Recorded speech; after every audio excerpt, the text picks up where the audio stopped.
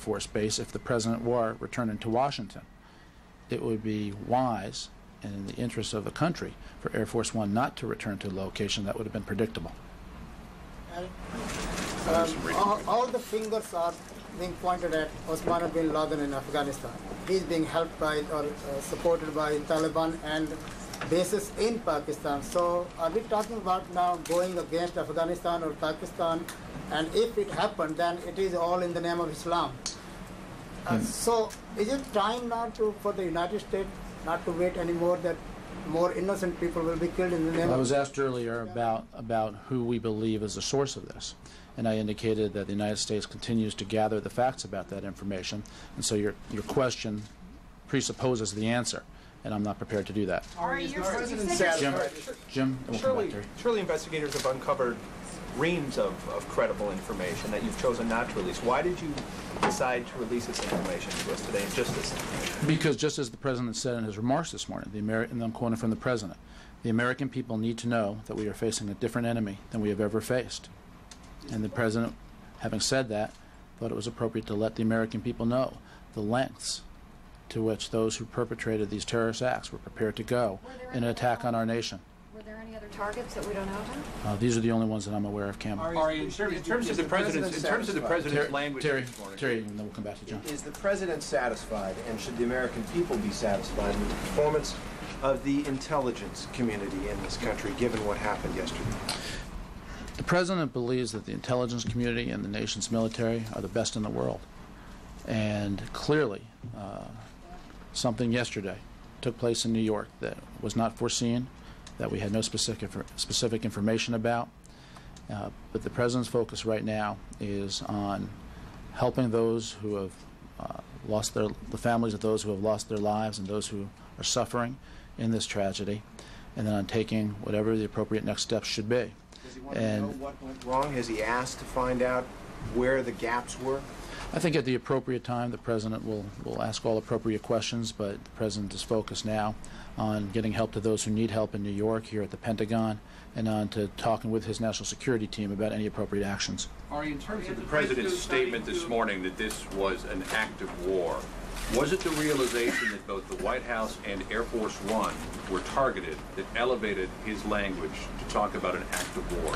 Was it a threat against the head of this country that elevated it to that level? John, I think that the actions against the soil of the United States are what led the President to say that this was an act of war against the United States. But why not use the word war last night in his televised address to the nation? What changed overnight to ratchet up that rhetoric? I think that you're just going to continue to hear the President speak out on a regular basis, and the President will share his thoughts with you as his thoughts develop as a result of the conversations he has with his security team, and as he thinks this matter through in his mind and shares information with the public. How much money are you talking about in this spending request? You know, are we correct to assume it's in the billions of dollars? That's a correct assumption. And again, once we have specific information, more specific than that, I will get it to you. But the President made it clear that this should not be an open-ended commitment.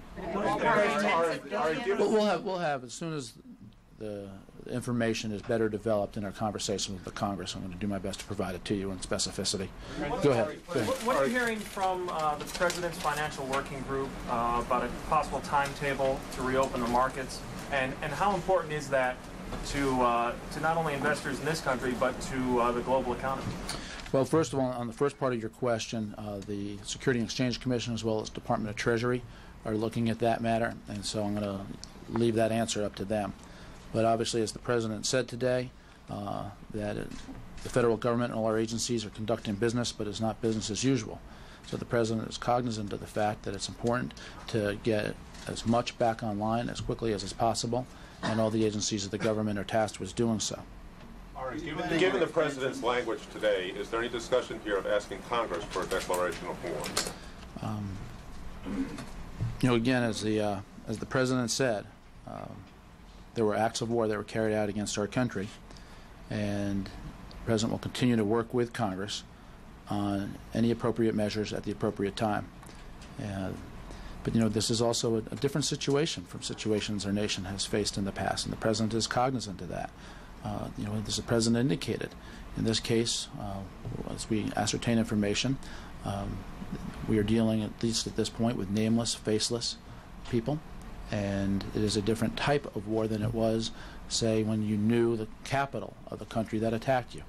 So we will continue to work with the Congress on appropriate language at the appropriate time. Just try to understand your answer. Given what you said, since it is unclear who has done this, or officially unclear who has done this at this point, is it less likely that there will be a request for a declaration of war?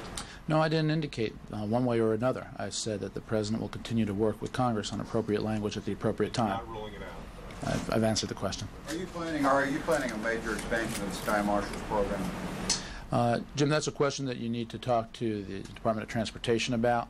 They'll be addressing all issues dealing with airline safety. Go ahead, Elizabeth. What is the President's mood right now, his state of mind? How's he continuing through the day?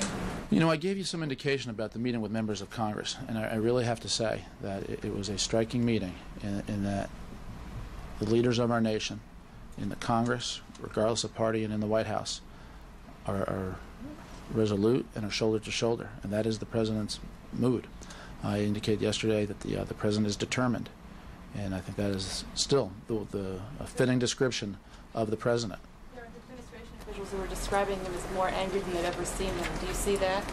I see him as determined. There's no question that the President has strong thoughts and strong feelings, but the President also is focused on this matter in a way that, you know, again, I just go back to the meeting he had with the members of Congress. He is focused on rallying our nation, on helping those who need help at this time in New York and at the Pentagon, expressing his sorrow to the families involved, and on ascertaining all facts and all information so that the United States can and will do the right thing. Ari, has he heard from or reached out to former presidents for advice, for counsel, for support? I don't have any information, Kelly, about any former presidents that he's talked to beyond what I indicated yesterday. As to the meeting with the leaders of Congress today, does the President come out of that thinking he has carte blanche in response, etc.? No, the President does not think that. The President is going to continue to consult. The President is going to continue to lead. But the President understands that at all times it's important to work with Congress, but it's particularly important now to consult with the Congress. One of the greatest strengths of our country is that we are a Constitution-based democracy. Our Constitution and our nation have survived acts of terror and attacks on our nation before.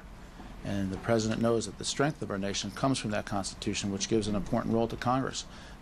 And he will continue to consult closely with Congress and its leaders. Ron? Threat to Air Force One, are you really saying that this was an assassination plot that either went awry or was thwarted by our reaction to U.S. reaction? Well, Ron, I'm not going to speculate about that.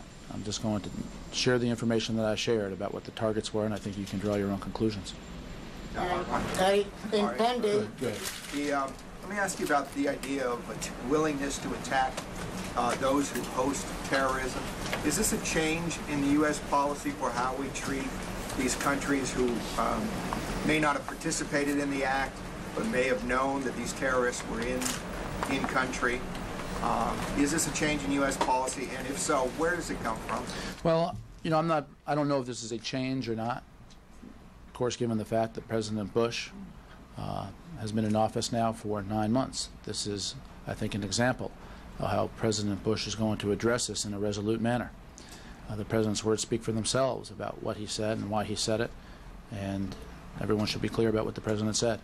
Ari, you did say Go ahead. The President's outspoken about his religious faith. Can you tell us if he's had any conversations with pastors over the course of events the last 2 days? Yeah, I have not asked him that, so I do not know. He quoted the Bible in the speech last night. Right. Is it safe to assume that We've been listening to the White House Press Secretary Ari Fleischer. Obviously, all of the questions concerning what the White House knows about the terrorist attacks yesterday in New York and at the Pentagon, the President's response to it. The President at this hour meeting with his national security team, senior administration officials telling CNN among the agenda items possible U.S. responses to this as the investigation continues.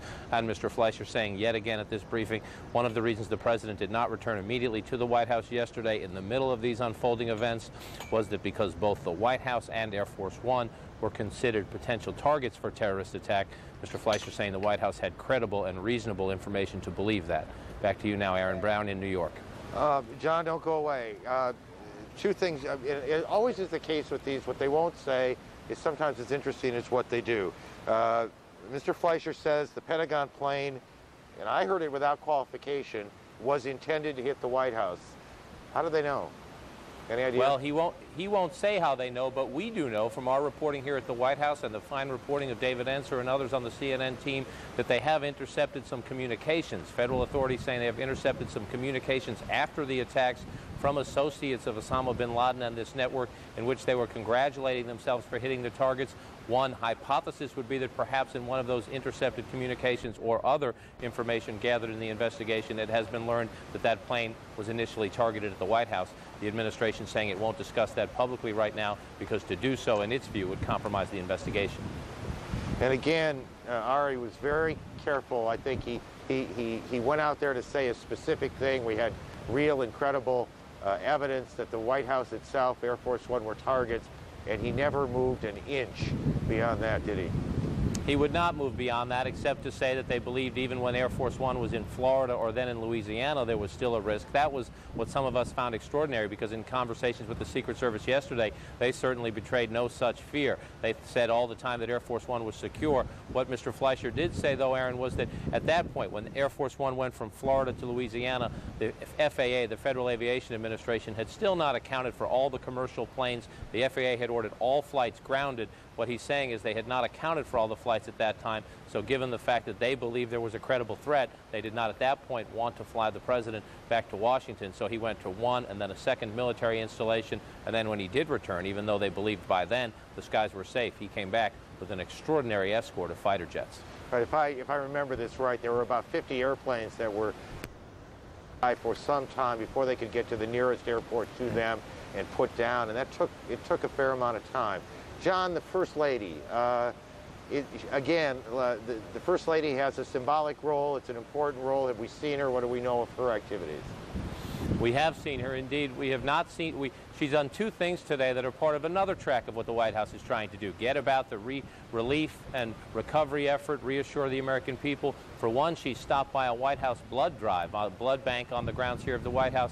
Then she also left the White House campus area and she went to the Walter Reed Army Medical Center. And on her way out of that, she stopped briefly to talk to reporters, paying tributes to the doctors inside, to those injured and their families, and urging the American people to hang in there. Thankful that I have the opportunity to thank them and to wish my best to the patients. All of us now as Americans have the opportunity to show our compassion, our resilience as a country, our courage. That's what these members of the team behind me showed America yesterday when they rushed to the Pentagon to rescue people. We also know that the president himself wants to get out of the White House to visit both tragic locations, the Pentagon and the site of those tragic attacks, the World Trade Center in New York. But we're also told by administration officials the president will not go until he believes his being there would not hinder the research and recovery investigation, would not at all impede with efforts underway by law enforcement, by fire officials, rescue officials, and local officials. So it will be a day or so before we see the president go. We are told to expect him to go to the Pentagon first, and then perhaps several days down the road plan a trip up to New York. Aaron? We would suspect that if they want to make sure they don't disrupt the process in a presidential trip, does that, it's going to be several days before they come here in New York. The world, John, thank you, John King, our senior White House correspondent. The world, of course, has been watching all of this unfold as you have and has been reacting to this as you have. Christiane Amanpour joins us now from London. She has been watching the world react. Christiane, good evening. Good evening, Aaron. Well, all day, really, people have been describing this as really a day that will live in infamy. The shock is growing, and it is a profound sense of shock. And really, people and nations across the world have been shaken to the very core that if the once impregnable fortress America can be attacked in this unbelievably appalling manner, they say, then which nation is safe?